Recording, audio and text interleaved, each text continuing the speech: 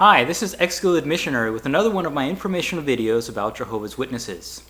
In a previous video, I mentioned that as I entered Gilead, I began noticing certain things that bothered me about the organization, about its teachings. Now, in the second week of theocratic organization, we had an assignment, and the assignment was to analyze what happened with miracle wheat. Now, before I went to Gilead, I had never heard about the miracle wheat before. Now, it's been all over the internet about the society was selling miracle wheat with claims about its miraculous powers, that it was able to grow much more and produce many more seeds of wheat than other varieties of wheat, and therefore the society was just in selling it at a high price.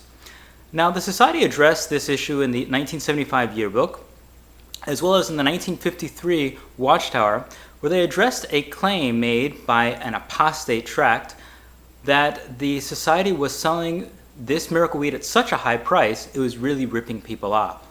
Now, that's what the focus was when we were at Gilead, that the society really was justified in selling the miracle wheat for the price it did, and that it wasn't really ripping anybody off.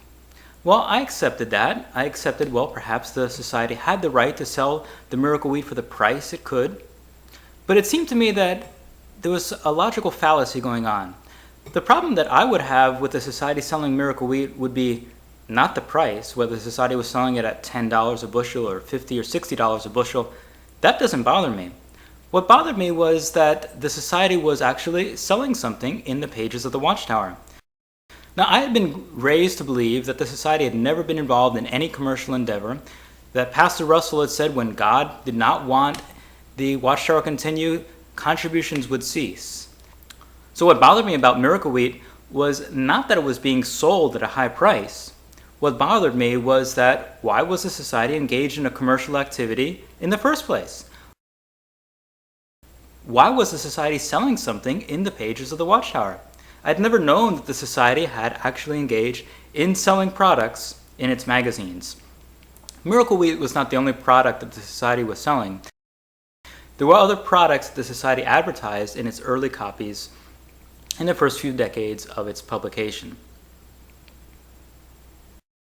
Now, another issue that concerned me as we were discussing the life of Charles Russell in Gilead was that as he began his study of the scriptures around his late teens, he began an independent study of the scriptures. He had been brought up as a Christian, but he questioned some of the beliefs that he had been raised to believe. And as he went to visit different churches, such as the Adventist churches, he began to pick different beliefs that he seemed to make sense and he believed were in accordance with the Bible. Now, as I think about this, Charles Russell did an independent study of the Bible. While he had friends who he discussed the Bible with, and as he was forming different groups, eventually he broke off and formed his own Bible study group, the Bible Students. Now, if you think about that, Charles Russell was raised to believe in certain beliefs, yet he was dissatisfied with them and broke off and formed his own religion. Now, if you think about what the society says about witnesses today, what if a Jehovah's Witness were to do the same thing? What if a Jehovah's Witness were to say, the beliefs I believed in from when I was growing up, they don't really make sense to me.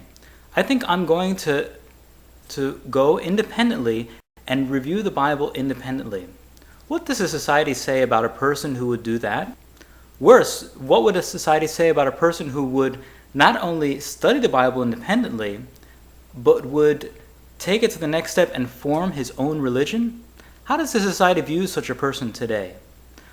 Well, that was very worrisome to me as I was going through Gilead, that it seemed like Charles Russell had not been part of any faithful and discreet slave class that had been feeding each generation one after the other, but rather he, from his own independent study of the Bible, came to his own conclusions about the Bible.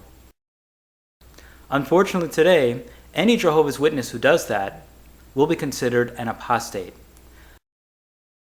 In my case, I began to question my beliefs. I began to think a lot of the teachings that Charles Russell and later on the Watchtower has taught do not really conform to what the Bible says, and I decided not to believe in them anymore.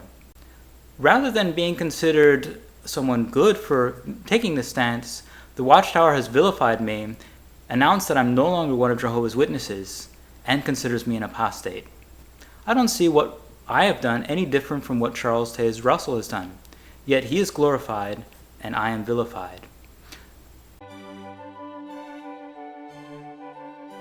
Anyway, as I continued my Gilead school, there were other teachings of the Watchtower Society that didn't really seem to match with the Bible, and I will continue to discuss these in my future videos.